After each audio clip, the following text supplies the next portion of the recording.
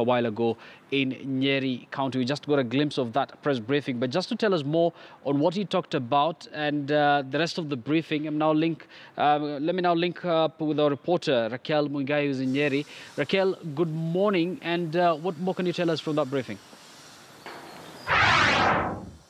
Good morning to you, Yusuf. Earlier today, the government spokesman, Eric Kiraithe, was here on official visit. He's here to meet with other county officials as well as other officials from the national government as they get to prepare on the music festivals that will be held here in Nyeri County on the August of this year. Apparently, apart from that official visit, he was also able to give a press briefing on exactly the state of the nation and what exactly is happening here in the country. And that of great concern is the Solai Dam tragedy, in which 42 people have lost their lives.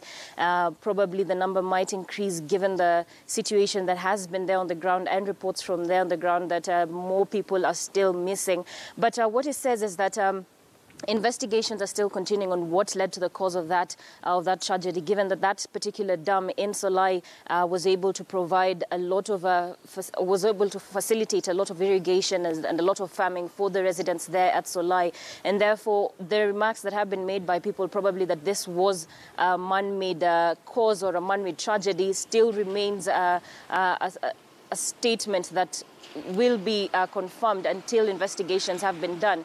When you talk about compensation of these families, given that it was not floods or per se, as what we can say when we look at natural causes and in all the in the entire country where we've had floods and massive floods that have been wreaking havoc. But this came out of a dam, a Solai dam, whereby the dam broke its banks and therefore created all that havoc. And therefore he says that compensation will only come into play after investigations have been done, getting to know the cause of all this, getting to know if it would have been prevented, if that was possible.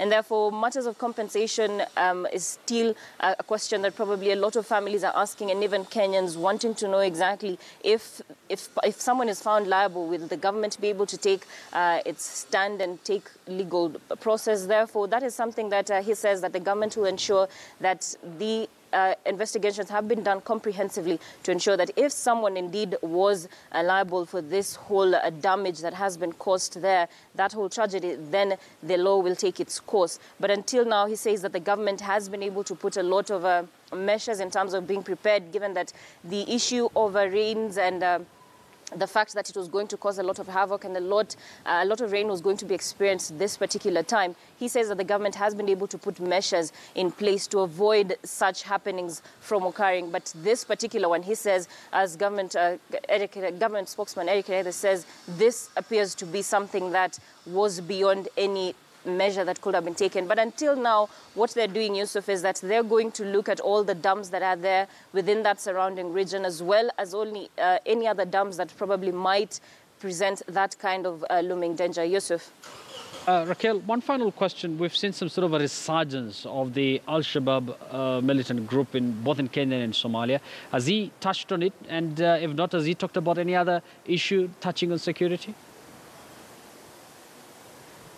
On security matters, he has not mentioned anything really. Apparently, he has not been able to mention anything on security matters and the Al-Shabaab threat along the Kenya-Somalia border. But one thing that he has touched about, Yusuf, is the journalists, the media industry. He says that as journalists, we need to change the narrative of what politicians say, stating that media gets to focus on exactly what politicians have said without getting to put into much consideration what the Kenyan people want to hear. He says that we should focus on the Big Four agenda and look at how we can be able to improve Kenya and improve the livelihoods of Kenyans, as well as probably even as we continue keeping as we continue keeping the government in check, we also need to look at what the government is looking at, and that is the Big Four agenda.